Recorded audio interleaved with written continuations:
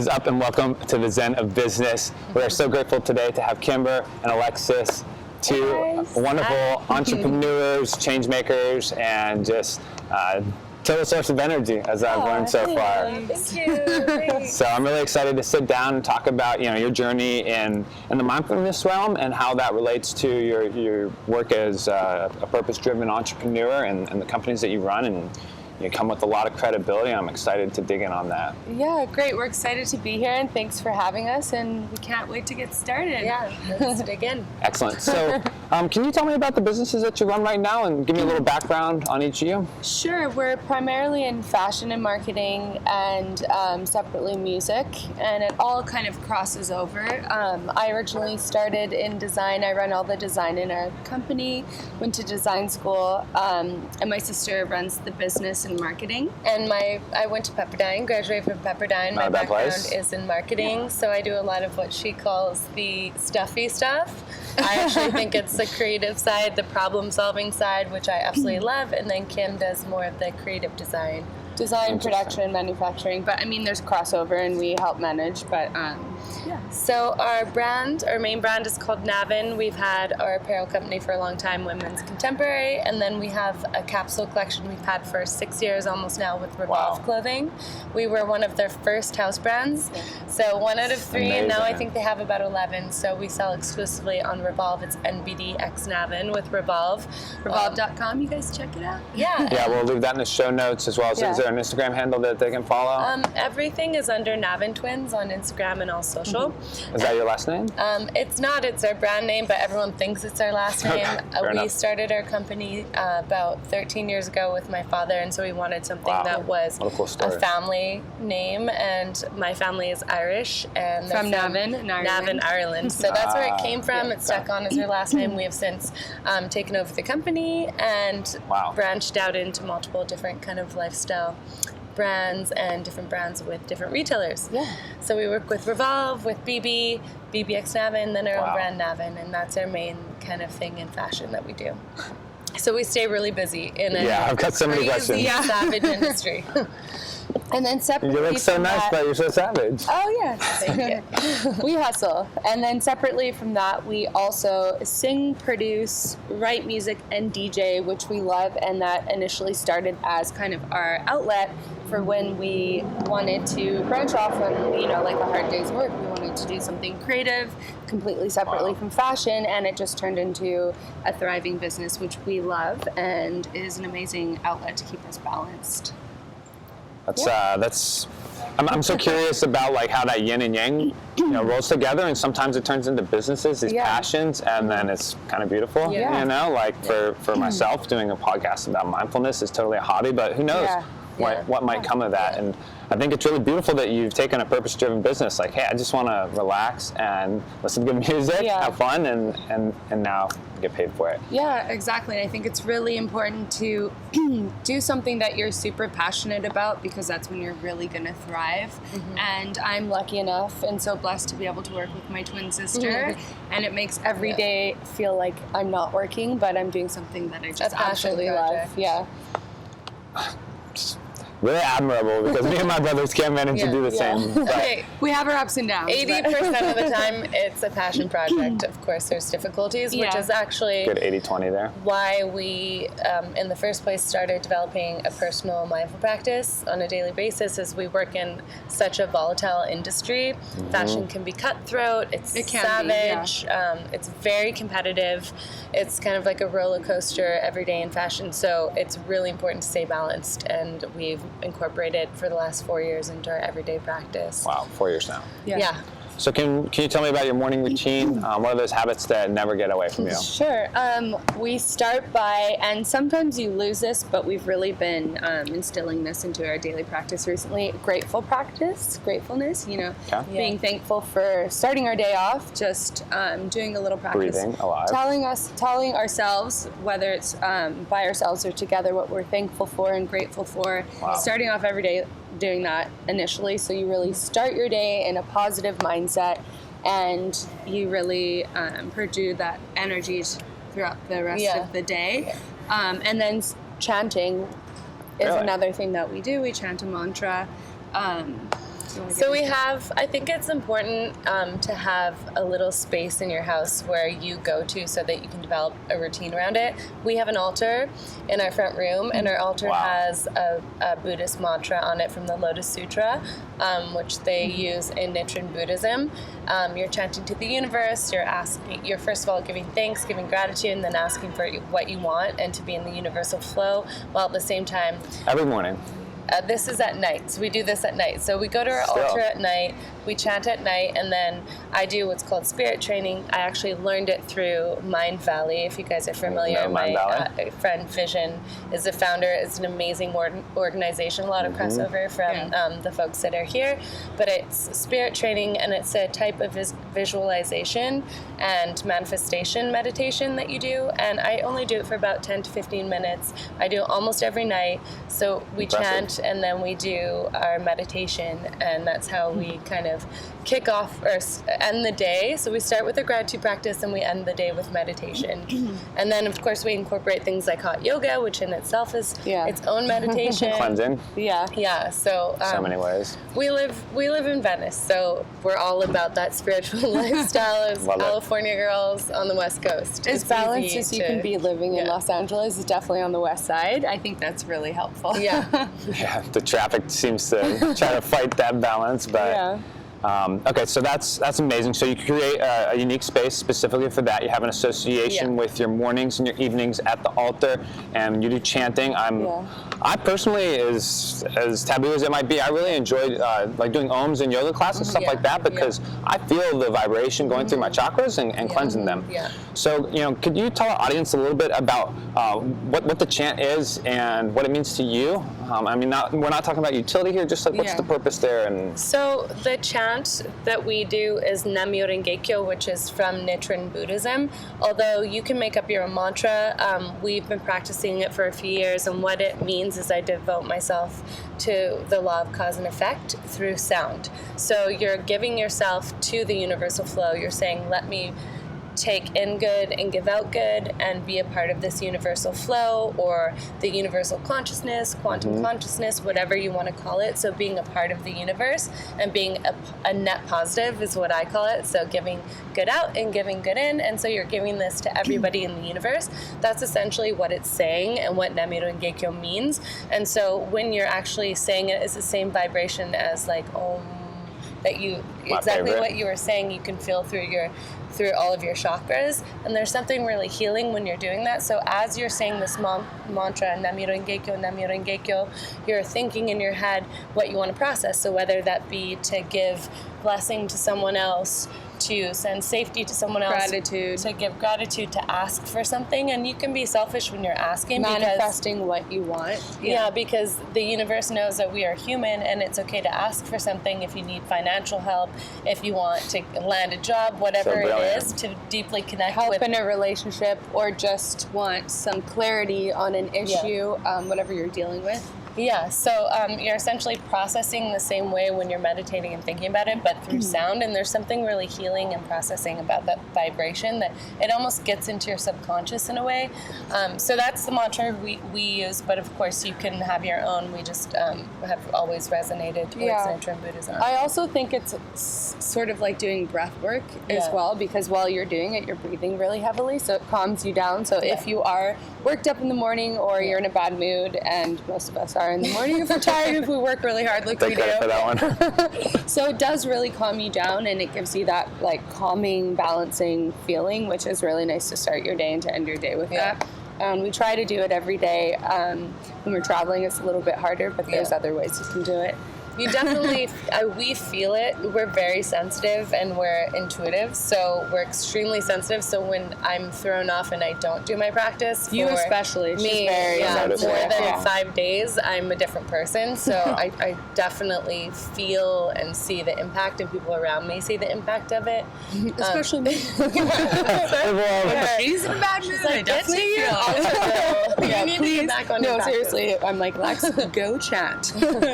That's crazy. I mean, it takes a lot of trust and patience with each other. But like, I mean, as you know from your mindfulness journey, that patience really pays, and how you respond to messages maybe in Slack, or how an angry client might say something, or a deal gone bad. Patience is definitely not something that comes naturally to me, but I feel like in business, I've learned so much from when I first started till now. I started my business really young, and I was totally impatient. Full-time entrepreneur ever since the get-go. Always been entrepreneurs? Yeah, pretty much. Well, you worked for a few companies beforehand. I worked for one company out of college for 8 months, and then I convinced her to come work with me and start our first apparel brand. We were really green when we started our company, but our first company, we grew to about 40 employees. We had like a 10,000 square foot office downtown, a huge operation. Here, downtown LA? Yeah. We were downtown for 7 years, and now we're on the west side, and we still work with Revolve when we meet with them downtown. But we outsource most of our business. We have a small team and then outsource as much as possible. That's amazing. Yeah, and that's why we love doing collaborations, because we get to work with different teams. But I think going back to your question, one of the things that we've noticed the biggest impact our practice has had is just how reactive we are.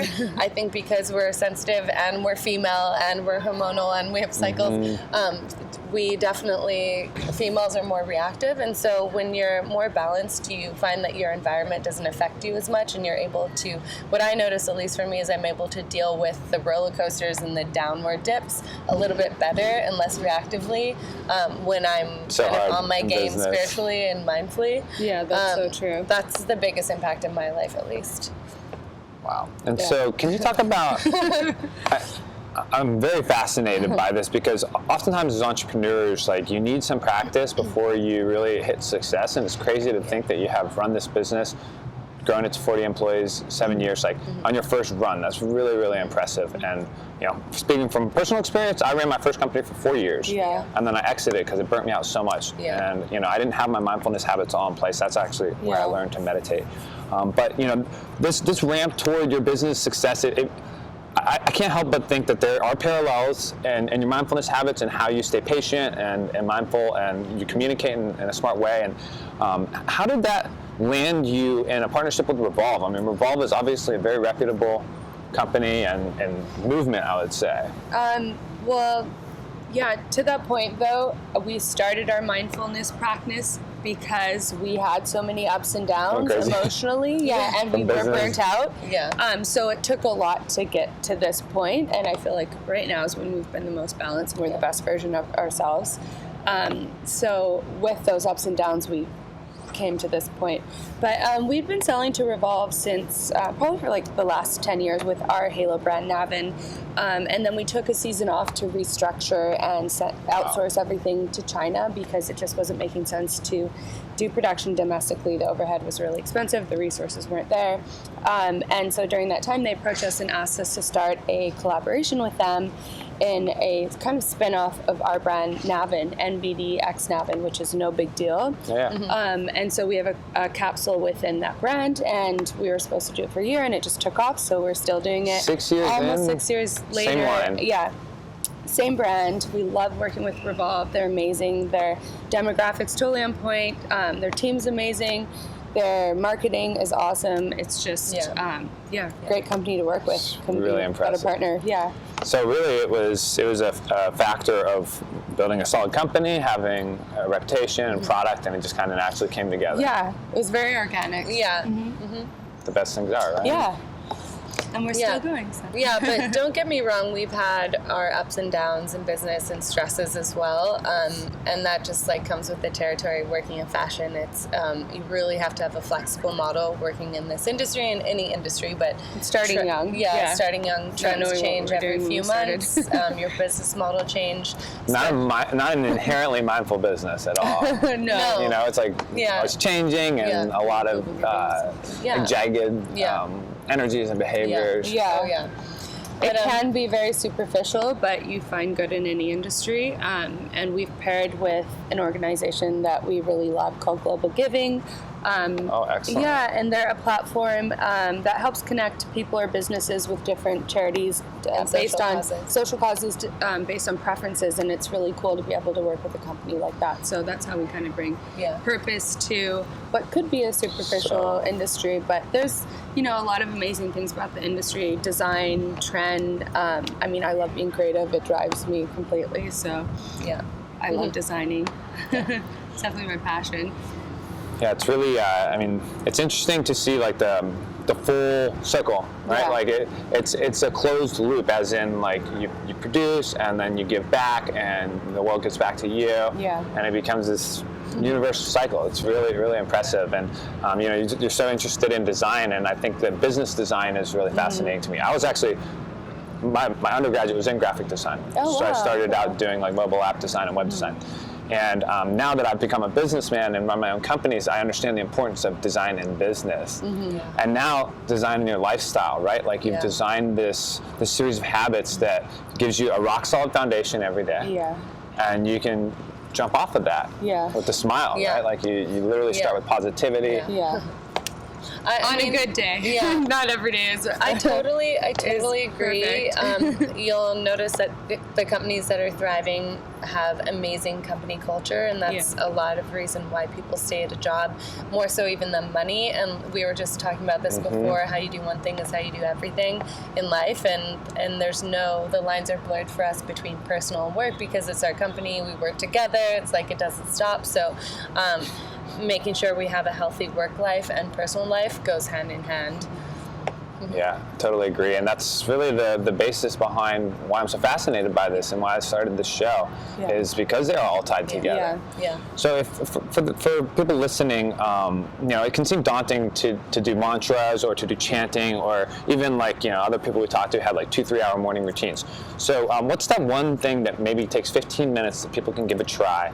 That you would recommend for somebody to get on their journey towards? I like to call it micro mindfulness. So if you can break them up in 10-minute segments, anybody has 10 minutes in the day. You can stay on your phone while you eat and check Instagram for 10 minutes. You can do this practice. So I think just sitting down and You're not talking about me, are you? Maybe. I think, in the morning, sitting down and doing your gratitude practice. So you can just recite out loud. I like doing it out loud. I think it more is accountable if you do it out loud, but just saying the top 10 things you're grateful for, and it's good. kind of I going usually do 3. Yeah, 10 like going great. outside of yourself and being like, wow, I do have an amazing life. I should be grateful instead of starting out complaining. And once you start thinking about what you're grateful for, you realize there's way more than 10 things you're grateful for. You have so many opportunities. You know, you have food, shelter, water, things that we take for granted every day. So there's, you know, endless. And then I think, as an alternative, at the end of the day, if you can just stop before you go to bed when you start to get tired, because you're more likely to go into that theta state, which is like the good meditative state.